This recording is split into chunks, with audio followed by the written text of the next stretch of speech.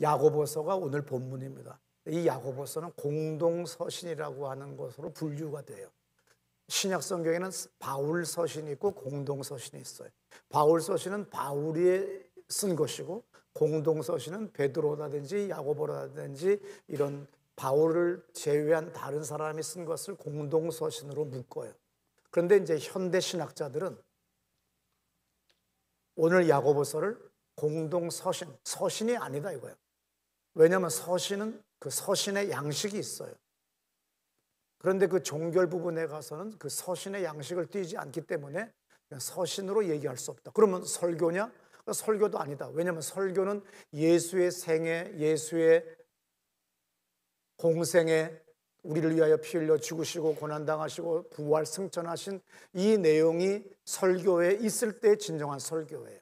그런데 교인들이 무식하니까 그냥 누가 좋은 얘기, 웃기는 얘기, 재미있는 얘기하면 저 목사 설교 잘한다고 그러는데 그거 다 잘못된 거죠. 예수로 결론이 나야 돼요.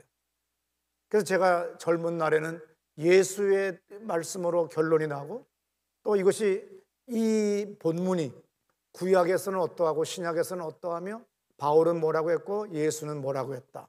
그러면서 그 본문을 해석하는 그 해석과 여기까지 하느라고 설교가 길었어요. 그랬더니 하품하고 지루해하고 코미디 쇼 좋아하는 사람들 같이 무슨 재미있는 만담 같은 설교를 좋아하는데 설교는 결론이 예수가 뭐라고 했느냐 그걸로 나와야 돼요.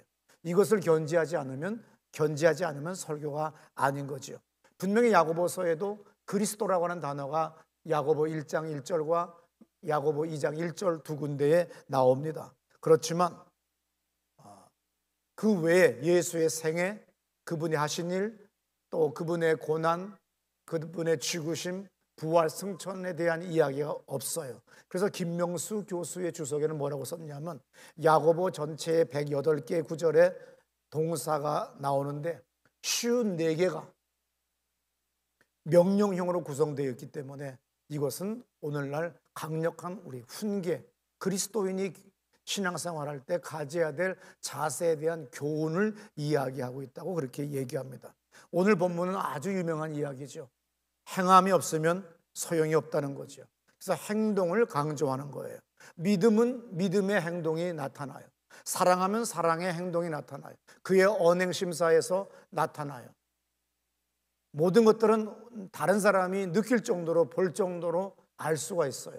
신앙 없는 사람들은 자기의 신앙을 변명하기 위하여 믿음은 알 수 없고 하나님만 알 수 있다고 하지만 다 헛소리에 불과하고 내가 지난 수십 년간 신앙생활하면서 많은 사람을 본 결과 그 사람의 믿음만큼의 행동을 모든 사람들이 목격할 수 있다고 하는 것을 아셔야 됩니다. 2장 14절의 말씀을 들어보세요. 내 형제들아 만일 사람이 믿음이 있노라 하고 행함이 없으면 무슨 유익이 있으리요 그 믿음이 능히 자기를 구원하겠느냐. 믿음이 있다고 하면서 행함이 없으면 무슨 소용이 있니? 17절. 이와 같이 행함이 없는 믿음은 그 자체가 죽은 것이라. 행동 없는 믿음, 행동 없는 신앙, 그것은 죽은 거나 마찬가지다. 26절. 영혼 없는 몸이 죽은 것 같이 행함이 없는 믿음은 죽은 것이니라. 네, 영혼이 없으면 죽은 거잖아요. 똑같아요. 그의 행동이 없다고 한다면 그것은 죽은 신앙이나 마찬가지다는 거죠.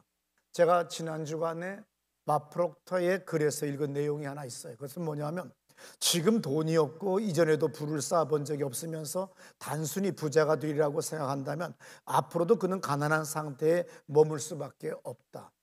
그러니까 예전에 돈 벌어본 적이 있는데 지금 실패했어요. 그러나 돈에 대한 수입에 열망이 있으면 그 사람은 돈 벌 수 있는 기회가 온다는 거예요. 근데 옛날에 돈 번 적도 없고 지금 뭐 특별하게 뭘 하는 것도 없으면서 돈 많이 벌어야 되겠다는 꿈만 꾸고 있다고 한다면 헛소리에 불과한 거라는 거죠. 능력을 구하는데 아니면 교회가 부흥을 원하는데 그 부흥을 지난날에 경험해 봤으면 그 부흥이 또 잠시 중단될 때도 있지만 다시금 부흥을 열망하고 염원하고 기도하고 나가면 또다시 부흥할 수 있는 기회가 올 수 있다는 거예요. 다시 말해서 행동 실천 없는 꿈은 이루어지지 않는다는 겁니다. 많은 교인들이 주일 예배를 문학 강좌 들으러 오듯이 해요. 아니면 신화, 전설, 역사, 교양 공부하듯이 와가지고 다리 꼬고 팔짱 끼고 앉아가지고 하는 말이 뭐라고 해요? 아, 오늘 목사님 참 설교가 좋아하셨어. 그 철학도 아시네. 아유, 막 우리 목사님은 지식이 너무 많으셔. 그따위 감상하고 찬사 갈채 받으려고 설교하는 것이 아니라 우리는 예배당에 와서 예배할 때 선포되어지는 말씀을 받아야 돼요. 그 주의 말씀 받은 그날 기쁘고 기쁘도다라고 하는 찬송가 가사가 있듯이 말씀을 받아야지 한 귀로 듣고 한 귀로 흘려버리면 그건 아무 소용이 없습니다. 교회 안에서 경험한 하나님의 권능과 성령의 역사함을 세상에 나가서 적용을 해야 돼요. 교회 생활 따로, 세상 생활 따로, 직장 생활 따로, 신앙 생활 따르면 이건 따로국밥인데 별 볼 일 없다는 거지. 옛날 따로국밥은 좋은 거예요, 사실은. 왜냐하면 옛날에 가난한 시절에는 국밥이 따로국밥이 아니라 국밥 안에 밥이 다 들어있어요. 왜 그러냐면 너무 쌀이 없던 시대이기 때문에 아침부터 끓여 부쳐보세요. 죽이 돼버리지. 부풀어가지고 반 공기만 집어넣어도 한 공기 형태를 가져요. 그래서 그때부터 어느 때부터 이제 식당 주인들이 그럽니다. 우리는 따로국밥입니다. 밥 따로, 국 따로. 그래서 우리는 따로국밥을 먹으러 가요. 왜? 밥 한 공기를 정확하게 주니까. 오늘 신앙생활 중요해요. 교회 생활과 내 삶의 영역에서 똑같은 일치된 믿음과 행동을 가지고 대면하고 또 만나고 실천하는 그런 일이 있어야 되는데 우리 회사 사장님은 예수를 안 믿어. 그래서 기도가 상관이 없어. 헛소리예요. 주님이 역사하세요. 주님의 역사하시면 전 영역에 있는 걸 아셔야 됩니다. 그래서 교회는 교회, 세상은 세상으로 구별해서 사는 사람들이 오늘날 얼마나 많은지 몰라요. 출애굽기 24장 3절에 이런 말씀이 있죠. 모세가 와서 여호와의 모든 말씀과 그의 모든 율례를 백성에게 전하매 그들이 한 소리로 응답하여 이르되 여호와께서 말씀하신 모든 것을 우리가 준행합니다. 네, 우리가 준행하겠습니다. 주님의 선포된 말씀, 기록된 말씀 우리가 준행하겠습니다. 이것이 성도의 고백이고 자세가 되고 행동이 되어야 되는데 따로따로 놀고 있다 이거야. 그러니까 역사가 일어나지 않아요.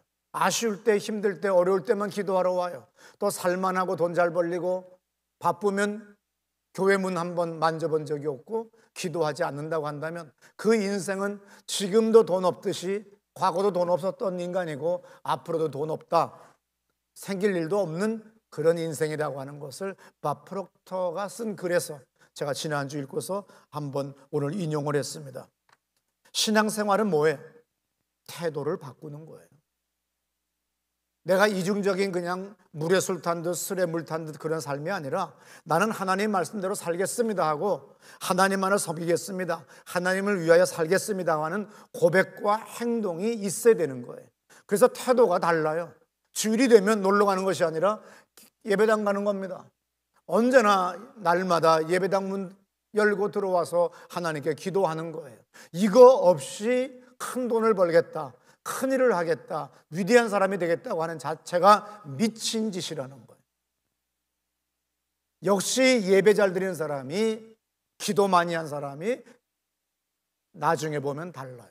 저는 청년부 회장서부터 내가 처음 맡은 직분이 청년부 총무, 부회장, 회장, 교회학교 중등부 2학년 교사, 중등부 3학년 부장, 고등부 부장, 전도사, 목사, 청년대학부 목사, 여기까지 얼마나 학교에 또한 교목까지 해서 수만 명의 학생들과 청년들을 봤어요. 그들의 인생이 지금 벌써 60살이 됐습니다. 옛날에 예배당 잘 안 나오던 놈 지금도 빌어쳐먹고 있어요. 그 놈은 언제나 연애할 때나 취직됐을 때나 잘 될 때는 교회 안 나오고 실업자 됐을 때는 교회에 나와요. 그냥 취미 생활 하듯이 교회 나와요. 역시 나이 들어 50 넘어 60 넘어 되는 거 없더라고요. 기도도 훈련이 돼야 돼요. 예배도 훈련이 돼야 돼요. 신앙생활도 훈련이 돼야 돼요. 누가 처음부터 열심히 할 수 있고 누가 처음부터 잘할 수 있겠어요? 그래서 하나님은 사랑하는 사람에게 징계를 줘가지고 훈련을 하게 해요. 오늘 여기 조현 집사님 앉아 계시지만 저분이 늘 늦잠 자는 분이에요. 그래서 남편이 학교 교사니까 일찍 출근하지요. 여보 잘 다녀와 하고서 자요. 그런데 어느 날 베란간 아들들의 문제, 그리고 아들 자식들의 문제 때문에 교회를 나와서 새벽 기도 나와서 부지런히 기도하다가 면전을 하니까 새벽 기도할 수 있는 사람이 된 거예요. 그러니까 환란이 곤고가 축복인 거죠. 나도 당연히 어려우니까 신앙생활하고 신앙생활 하다가 체험을 하니까 철야의 대가가 됐어요. 아무리 몸이 약해도 밤을 새우며 기도하는 사람이 된 거예요. 아무리 힘들고 어려워도 예배당 앞에 나와서 기도한 것이 오늘날 모든 내 친구, 동창, 선배, 후배 모든 목사님들이 뭐라고 그래요? 조 목사 부러워, 조 목사 존경해, 너무 멋있어, 너무 마음껏 자기 마음대로 목회 잘해.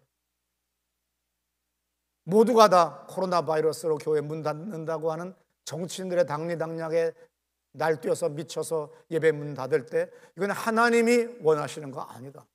나는 이 길 가지 않는다. 하니까 당연히 승차 예배라고 하는 걸로 가게 돼요. 나는 언제든지 이것이 하나님의 말씀에 부합돼?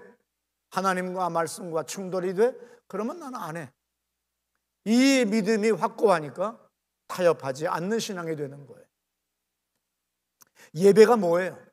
하나님을 인정하는 거예요. 당신이 우주 삼남 만상을 창조하시고 섭리하시고 우리 인간의 모든 생사화복을 주관하시는 하나님이시기에 내 일주일의 하루를 주님 앞에 구별하여 당신을 인정하고 고백하며 당신의 도움을 요청합니다. 당신에게 내가 당신의 이름을 높이며 찬양합니다는 이 고백이 예배예요. 근데 이 예배를 참석하지 않는다는 건 뭐예요? 내 힘, 내 학력, 내 경력, 내 경험이 더 우선이라고 하는 아주 비참한 오만 아니면 무지가 그렇게 인생을 만드는 거예요. 뭐 하려고 미쳤다고 수많은 사람이 예배당에 와서 그렇게 헌신합니까? 하나님을 인정하는 것이 진정으로 그 삶에서 보여지는 거예요. 기도가 뭐예요? 아주 쉬워요. 기도는 뭡니까? 하나님과의 대화, 하나님과의 교통이에요. 하나님을 인정한다고 한다면, 연애를 하고 사랑한다고 한다면 계속 뭔가 대화가 있어요. 커뮤니케이션, 교통이 있는 겁니다. 없는 부부라는 건 뭐예요? 차라리 이혼하는 게 낫죠. 그렇다고 뭐 이혼하라는 말은 아니지만. 신혼부부가 뭐예요? 아침에 있었던 일, 저녁에 있었던 일, 회사에 있었던 일 계속 얘기하고 괜히 뭐 힘들다느냐 하면서 또 위로받고 싶어가지고 또 그러면 또 힘들어, 그러면 힘들어 그러면 또 막 위로해주고 그렇게 해서 계속 대화 속이에요. 우리의 신앙생활이 뭐예요? 하나님과의 교제, 하나님과의 교통, 성령의 교통하심. 사도 바울이 축도를 우리가 모든 교회 목사들이 마지막 마칠 때 축도가 뭐예요? 성령의 교통하심에 대하여 우리가 항상 축도 내용에 들어갑니다. 교통이 없으면 소용이 없는 거예요. 커뮤니케이션이 없으면 소용이 없어요. 하나님 앞에 내 있었던 일, 오늘 억울했던 일, 좋았던 일 단언도 하고 그분에게 고백도 하고 또 그분의 도움도 요청하고 그러다가 성령의 위로를 받는 거죠. 모든 게 뭐예요? 하나님 앞에 나의 모든 자질구레한 것까지도 기도할 수 있어야 돼요. 그걸 하나님께, 그래서 그분과 교통이에요. 이것이 꼭 뭐 정식으로 앉아서 이슬람 교도들 같이 자기들의 이슬람 마호멧의 어디야 네, 잊어버렸어요. 저는 종교학을 공부했기 때문에 전 세계 유튜브, 전 세계 페이스북에 이슬람 교도들이 뱅뱅 도는 거 있어요. 이렇게 이 더운 날에 여러분 돌아보세요. 수천 수만 명이 전 세계에서 순례 와가지고 도는 거를 난 라이브로 계속 봐요. 나야 뭐 지문을 외울 사람도 아니고 뭘 할 사람 아니니까 그래도 저 엄청난 뜨거운 뙤약볕에 양산도 안 써요. 양산 쓰거나 우산 쓰는 사람 몇 사람에 불구하고 또 가끔 가다가 정신없는 사람 반대로 돌아요. 그런 거나 이렇게 보면서 그 사람들의 신앙 모든 모습을 봅니다. 그분들은 뭐예요? 성지 순례가. 그래서 사우디아라비아에 가서 그 옛날 모하멧의 상징하는 그곳에 가서 빙빙 도는 것을 이렇게 보다 보면은 그들의 신앙도 분명히 있는 사람은 행동으로 보여진다는 거예요. 우리가 교회 봉사하는 건 뭡니까? 내가 받은 모든 것, 지금 가진 건강, 내가 가진 물질, 이거 다 주님이 준 겁니다. 이래야 돼요. 근데 어떤 사람은 뭐해? 철없을 때는 내가 벌었잖아. 근데 마누라가 헌금을 한다고 내가 벌었다니까 그러는 거야. 그러니까 아내는, 사랑하는 아내는 뭐예요? 신앙 좋은 아내는 하나님이 벌게 해주셨습니다. 내가 벌었다니까. 그러다가 심장마비 걸려 죽더라고. 그리고 사람이 알 수 없는 환란으로 죽어나가는 걸 난 많이 봤어요. 그때에 내가 버는 것이 아니라 하나님이 벌게 하시니까 번 거고, 하나님이 건강을 주셨으니까 건강한 거예요. 우리는 뭐예요? 모든 교회의 봉사, 하나님의 주신 모든 것이에요. 그래서 내가 봉사하는 거예요. 이 봉사를 지겨워하거나 어느 날 주님이 주신 사명, 주님이 주신 사역, 이것을 가소롭게 여겼을 때 얼마나 많은 사람들이 후회해봤자 소용없는 어려움을 당하는지 몰라요. 여러분이 어느 날 큰 돈을 벌어야 되겠고, 큰 무슨 일을 하거나 시험을 치르러 고시 공부하러 간다고 하면서 교회 참석하는 것, 봉사하는 거 다 줄이고 기도하는 거 줄이고 공부하겠다고 하잖아요. 나는 예언할 수 있어요. 빌어먹는다. 쟤 절대 합격 안 한다. 그 머리에 무슨 공부가 되겠니? 예배는 다 드려라. 봉사는 해라. 그러면 60점 기본 점수는 받는다.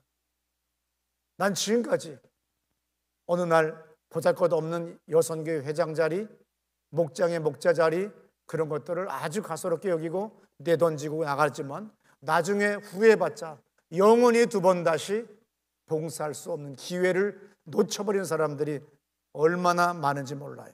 그런데 신앙생활 하다가 결정적인 순간에 어떤 사람이 더 크게 보여요.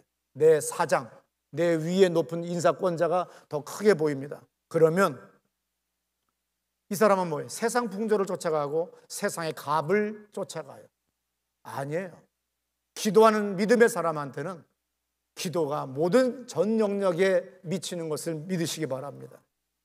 그런데 오늘날 많은 사람들이 세상의 값, 돈 많이 꿔준 사람, 아니면 나의 인사권자, 뭐 이 사람 때문에 주일도 포기하고 봉사도 포기하고 미친 듯이 일했지만 어느 날 암이 발생해요. 인간의 의학으로도 치료할 수 없는 질병이 발생되는 것을 나는 일가 친척과 수많은 교인들에게서 봤어요. 그래서 나는 죽을 때까지 나는 봉사하겠습니다. 나는 죽을 때까지 나는 설교하겠습니다. 내 마지막 안수하고 탈진해서 죽더라도 난 그것을 최고의 명예로 나는 생각하겠습니다. 난 그래서 그렇게 하는 거예요. 무슨 물욕이 어둡거나 욕심이 많아서 은퇴 안 하겠다는 것이 아니라 사명이 나의 생명이에요. 사명이 나에게 축복이에요. 사명이 나의 길이에요. 이것을 놓치지 마세요. 근데 왜 세상과 결정적인 순간에 타협합니까? 습관이 안 된 거예요. 습관이 돼야 되는데 훈련을 통하여 습관을 만들면 태도가 바뀝니다. 나의 태도에 따라서 세상을 이길 수가 있어요. 창세기 1장 27절부터 28절 중에 28절의 말씀 들어보세요. 하나님이 그들에게 복을 주시며 하나님이 그들에게 이르시되 생육하고 번성하여 땅에 충만하라. 땅을 정복하라. 바다의 물고기와 하늘의 새와 땅에 움직이는 모든 생물을 다스리라 하시니라. 예, 하나님은 우리에게 어떤 복을 주었어요? 5가지 복이죠. 생육해라, 번성해라, 충만해라, 정복해라, 다스리라고 그랬어요. 하나님이 인간에게 가지신 첫 생각, 첫 뜻은 우리한테 건강하게, 아름답게, 풍성하게, 은혜롭게 잘 살라는 거예요. 그런데 우리가 하나님을 쫓아가지 않고 세상을 쫓아가니까 인생에서 계속해서 어려움을 겪어요. 하나님의 피조물인 부처 석가도 뭐라고 그래요? 인생은 고해다. 아닙니다. 하나님이 주신 인생은 축복이에요. 그런데도 불구하고 내가 하나님의 말씀을 경히 여기고 내가 하나님의 뜻을 경히 여기고 세상을 향해 나가니까 인생이 어려워지는 거예요. 신앙생활 할 때 예수의 기도 생활을 우리가 모범으로 볼 수가 있어요. 뭡니까? 새벽 미명에 밤을 새우시며 한적한 곳에 홀로 기도하셨다. 광야에서 기도하셨다. 뭐 계속 기도하시는 장면이 나옵니다. 하나님이신 예수님도 이 땅에 오셔서는 계속 하나님, 성부 하나님과 계속 교통하심이 있었다는 거예요. 그래서 요한복음 6장 38절에 말씀하시죠. 내가 하늘에서 내려온 것은 내 뜻을 행하려 함이 아니요 나를 보내신 이의 뜻을 행하려 함이니라. 49절 요한복음 12장. 내가 내 자의로 말한 것이 아니요 나를 보내신 아버지께서 내가 말할 것과 이를 것을 친히 명령하여 주셨으니. 네, 오늘 주님이 하신 말씀이 뭡니까? 나는 내 뜻 행하러 온 거 아니다. 내 의지 관철하러 온 거 아니고 내 꿈, 내 목표 실행하러 온 거 아니야. 하나님이 영원전부터 내게 주신 뜻이 있기 때문에 나는 그것을 알았고 나는 그것을 하러 온 거야. 그래서 나는 내가 자의로 말하지 않아. 나는 주님이 나에게 말하라고 한 것만 해. 얼마나 놀라워요. 예수님은 습관을 쫓아서 기도했다는 거예요. 그래서 이 습관이 뭐예요? 나쁜 습관도 있지요. 도박, 바람 피는 거, 술 중독, 뭐서부터 시작해서 수많은 나쁜 습관도 있지만 홀리, 거룩한 습관도 있다는 거예요. 그래서 오늘 설교 제목을 죄송하지만 영어로 썼어요. 디벨롭 해라, 발전시켜라, 개발해라. 근데 오늘날 많은 사람들이 결혼할 때, 대학생이 됐을 때, 사회 나올 때, 생활할 때 인간의 기본적인 덕목을 배우지 않고 공부만 한 사람이 있어요. 그런 사람이 결정적인 순간에 정치에 들어갔다가 높은 직까지는 어떻게 갔다가 결정적인 순간에 다 무너지고 교도소 들어가고 인간의 삶이 황폐해지는 걸 봐요. 왜? 사람의 기본 덕목을 갖지 않은 거예요. 어릴 때에 배웠어야 되는 거예요. 그래서 여러분들도 기도의 습관을 예수와 같이 예배의 습관, 베푸는 습관, 덕스러운 습관, 덕스러운 언어를 말하는 습관, 이것들이 다 훈련을 통해서 돼야 그 사람이 비로소 뭐가 됩니까? 인격자가 되는 거예요. 그 위에 주의 말씀과 주의 성령이 함께 하심으로 말미암아 그 인간이 형통한 삶이 돼서 시편 23편에서 다윗이 말했듯이 여호와의 인자하심이 평생에 나를 뒤따라 올 것이다. 밥 프록터가 공부를 많이 안 해가지고 7학년 정도의 독해와 어휘력을 가지고 있대요. 7학년이니까 미국 학년은 중학교 1학년 정도예요. 그래서 처음으로 나폴레온 힐의 책을 하나 샀어요. 그런데 이게 잘 안 읽어지니까 이해가 안 되니까 물어봤대. 근데 그 책이 뭐냐면 생각하라. 그리고 부자가 되어라. 나폴레온 힐의 아주 유명한 책입니다. 그래서 사람들이 이제 이 밥 프록터가 책을 읽는 걸 알아요. 그래서 어느 날 아는 사람이 물었어요. 지금도 책 읽어? 응. 무슨 책? 생각하라. 그리고 부자가 되어라. 또 몇 달 후에 또 만났어요. 아직도 그 책 읽어? 그럼 생각하라. 그리고 부자가 되어라. 그러니까 계속 1년, 2년 사람들이 만날 때마다 미친 듯이 생각하라. 그리고 부자가 되어라. 나 책 이거 읽고 있어. 이 사람 책에는 아마 1만 번 읽었다든가. 그랬더니 이 사람의 패러다임이 바뀌었다는 거예요. 그리고 정말 보잘것없는 사람이었는데 고소득자가 되고 세계적으로 유명한 저술가 강연가가 돼버렸어요. 반복은 깨우침을 낳는 겁니다. 자기계발서를 수백 번 읽어도 사람은 변화하고 성공해요. 근데 이 기본도 안 가진 사람들이 신앙까지 없으면 이제 망가지는 인생인 거죠. 인생이 빚만 가득 남기고 남은 자식만 비참하게 살게 가난을 계속 대를 물려주는 거예요. 옛날 우리가 왕정시대에 살았다고 한다면 우리의 신분을 바꿀 길이 없어요. 지금은 자유민주주의 살기 때문에 우리의 신분이 다 똑같아요. 나의 노력과 애씀과 수고만큼 나는 누릴 수 있습니다. 믿으시기 바랍니다. 정권을 욕하거나 누구를 욕하는 자체가 그건 어리석은 거예요. 보세요. 자기계발서라고 하는 거. 이것을 읽어도 사람이 변화가 돼요. 하물며 하나님의 말씀을 우리가 받고 그 말씀대로 감동대로 나간다고 한다면 얼마나 놀라운 일이 일어나겠냐는 거예요. 밥 프록터라는 사람은 뭐라고 그랬어요? 아까 생각하라. 그리고 부자가 되어라. 이 책 하나 가지고서 계속 읽어나갔더니 정말 세계적인 명강사가 되고 엄청난 소득을 올리는 사람이 됐잖아요. 나는 중학교 2달 다니고 가출했기 때문에 퇴학당했어요. 그러니 뭐 책을 공부할 길이 있겠어요.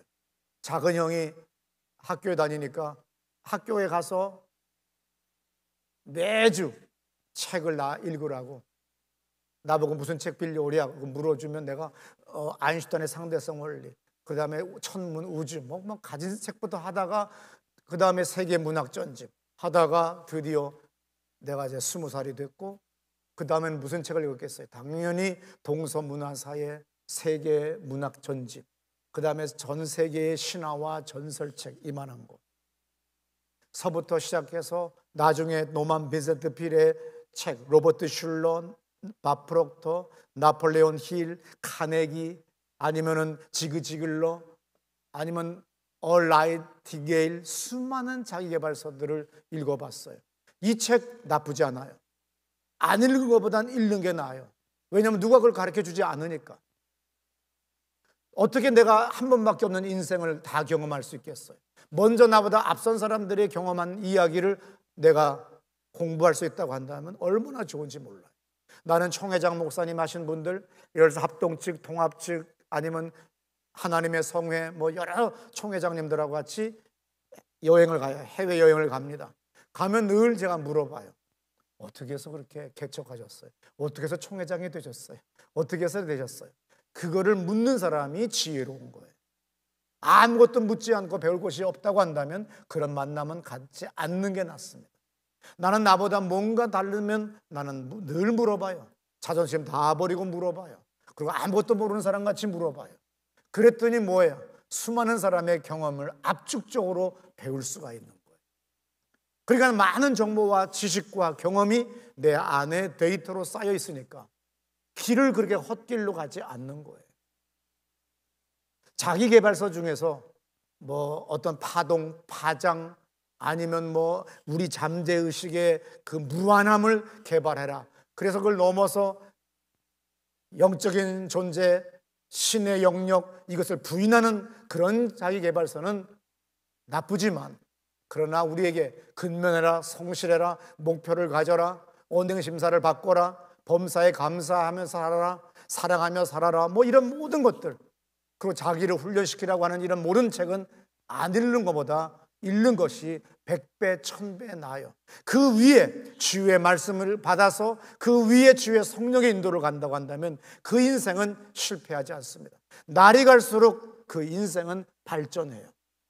하나님의 말씀은 살았고 운동력이 있어서 좌우에 날이 선 검과 같아서 우리의 혼과 관절과 골수를 쪼이게 하자는 놀라운 역사가 있는 걸 믿으시기 바랍니다. 갈라디아 6장 8절의 말씀을 들어보세요. 자기의 육체를 위하여 심는 자는 육체로부터 썩어질 것을 거두고 성령을 위하여 심는 자는 성령으로부터 영생을 얻어요. 성령으로부터는 영생을 얻어요. 자기계발서들은 하나님을 믿어라, 기도하라는 말은 하지 않아요.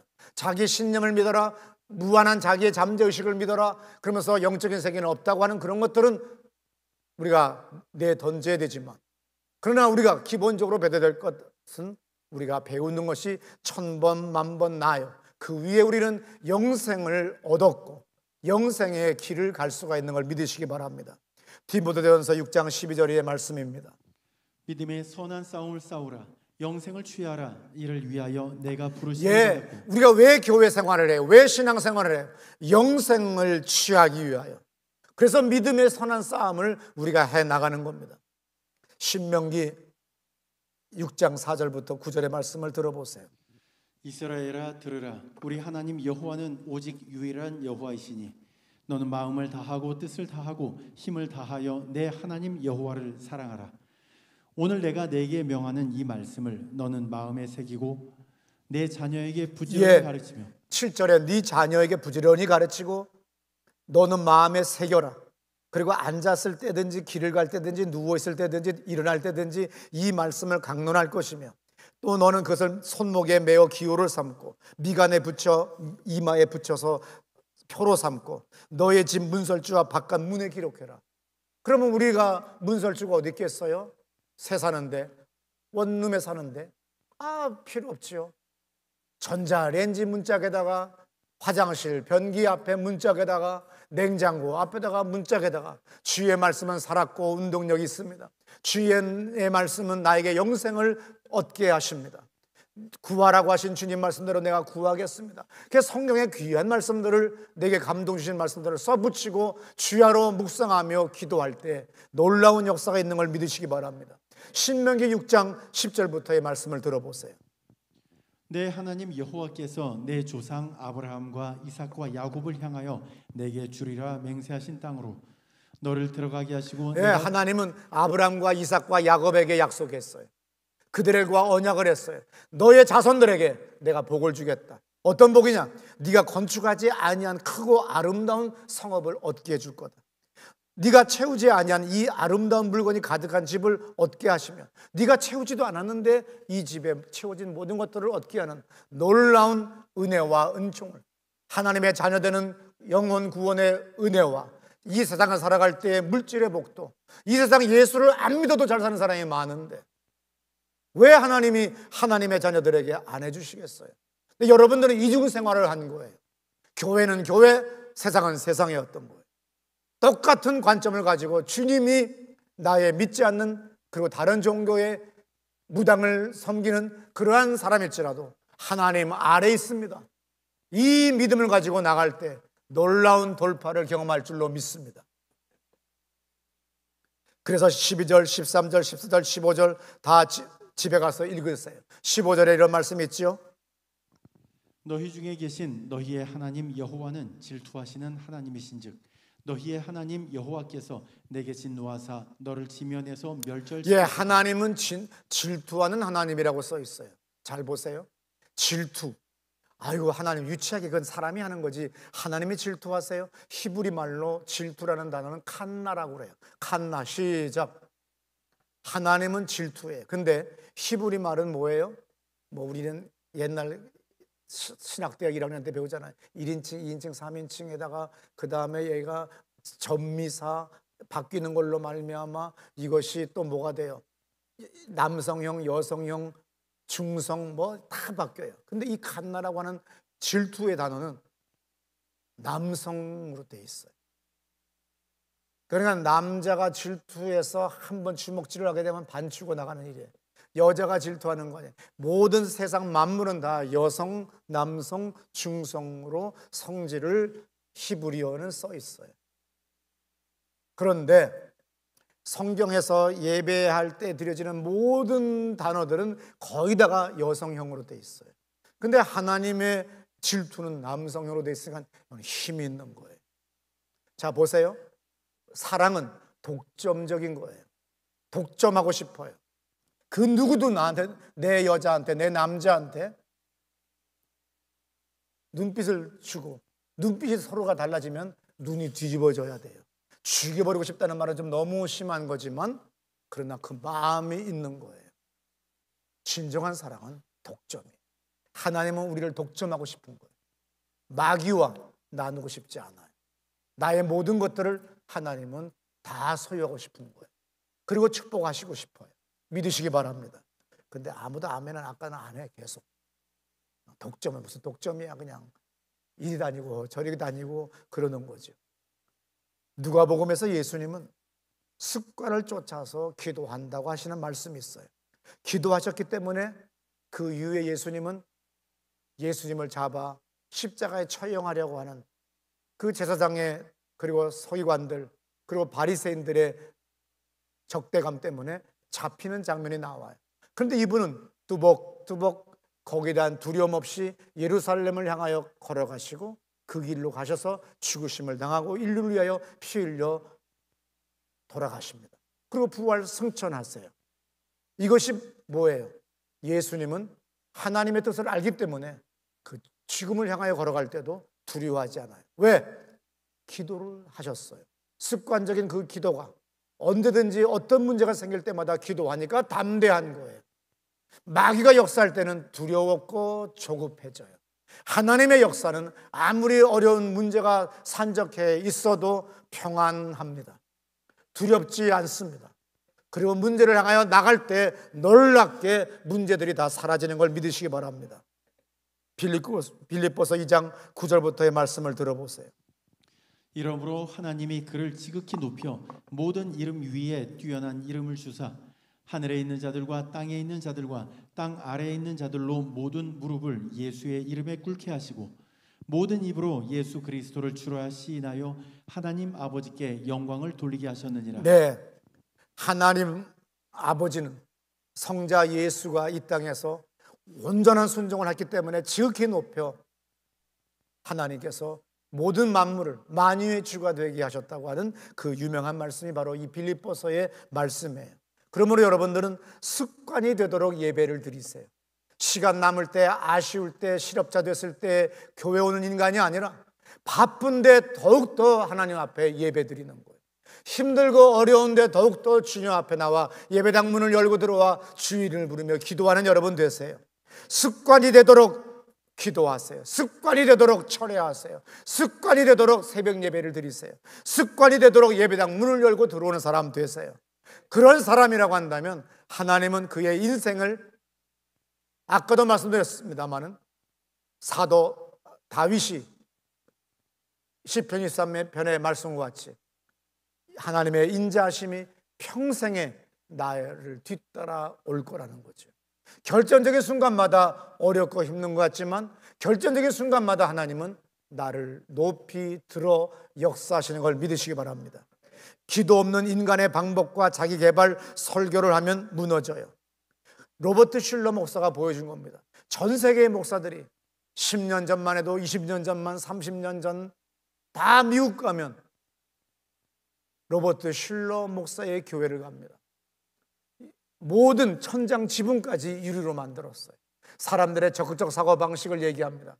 지금은 또 다른 조엘 오스틴이라는 목사가 이름만 바꿔서 긍정이라고 하는 것. 근데 오늘날 많은 사람이 긍정도 갖지 않았고 적극적 사고방식도 갖지 않았어요. 이건 나쁜 거 아닙니다. 배우는 게 나아요. 그 위에 주의 말씀, 그 위에 예수 이름으로 기도, 믿음의 생활하라는 거예요. 기도 없는 인간의 방법과 자기 개발 설교를 하면 무너져요.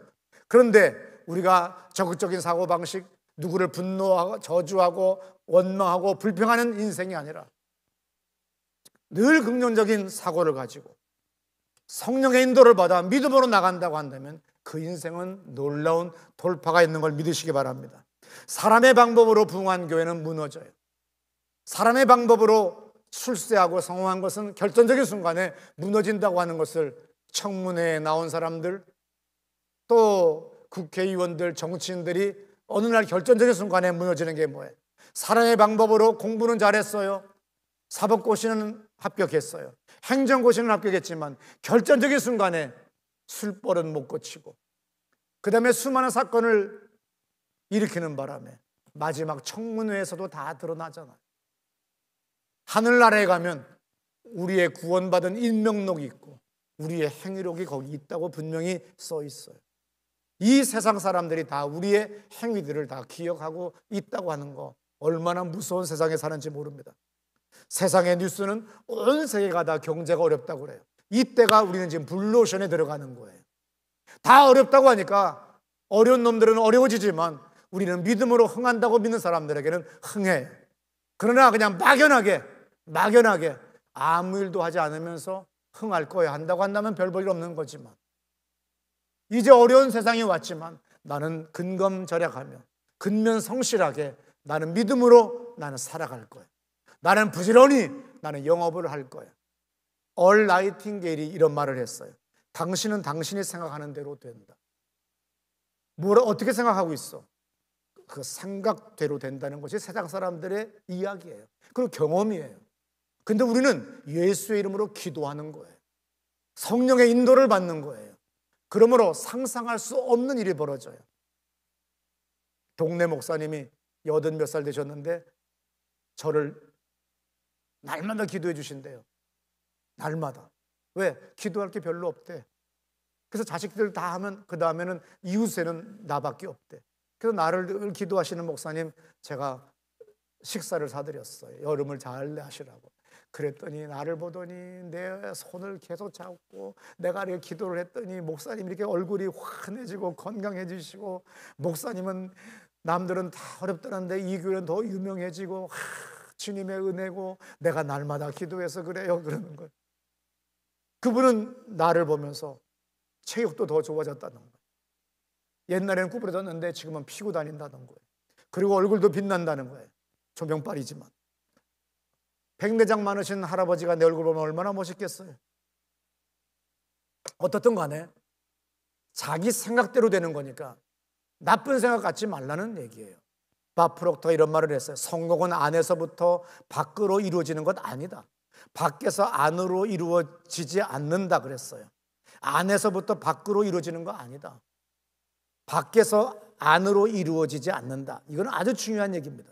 성공은 우리 마음속에서 무슨 일이 벌어지냐에 달려있다. 우리 외부에서 벌어지는 일과는 아무런 상관이 없다. 이 세상이 아무리 어렵다고 해도 미국에 경제 대공황이 왔어요. 그래, 어려운 사람 많아. 반대로 돈 번 사람도 엄청나게 많아. 한국에 IMF가 왔어. 빌어먹은 사람 많아. 그러나 반대로 돈 번 사람도 많아. 6.25 때 망한 사람 많아. 그런데 그때 돈 번 사람 많아. 이해되세요? 당신이 무엇을 받느냐에 따라 달린 거니까 성공은 우리 마음속에서 무슨 일이 벌어지느냐에 달려있는 거라는 거야. 내 마음에 있는 거지 환경 상관없다는 거예요. 환경이 뭐라고 그래요? 교회가 사람들이 줄어듭니다. 교인들이 줄어듭니다. 아, 나는 기뻐요. 왜? 우리는 안 줄어든다고 믿으니까. 성령 하나님이 도와주실 거니까. 주님이 나에게 치유의 역사를 주셨으니까 우리는 점점 늘어날 거예요. 우리는 점점 세상이 고칠 수 없는 질병과 문제를 가진 사람들이 더 많아질 거예요. 더군다나 더 정신질환을 가진 사람이 더 많아요. 세상에 어떤 의학으로도 못 고치는 정신질환은 더 많아질 텐데 그 사람은 우리 교회에 오면 치료받아요. 믿으시기 바랍니다. 그러니까 우리에게는 소망이 있는 거예요. 그러면 내가 어떤 마음에 가졌느냐에 따라 있는 거니까 환경이 있는 거 아니다. 너의 성공은 환경에 있지 않다. 내 생각, 내 마음, 내 안에 있다는 거예요. 사도 바울이 항상 기뻐해라, 쉬지 말고 기도하라, 범사에 감사하라 그랬어요. 고린도전서 9장 27절 들어보세요. 내가 내 몸을 쳐 복종하게 함은 내가 남에게 전파한 후에 자신이 도리어 버림을 당할까 두려워함이라. 날마다 내 몸을 쳐서 그리스도에게 복종시키는 여러분 되시기를 바랍니다.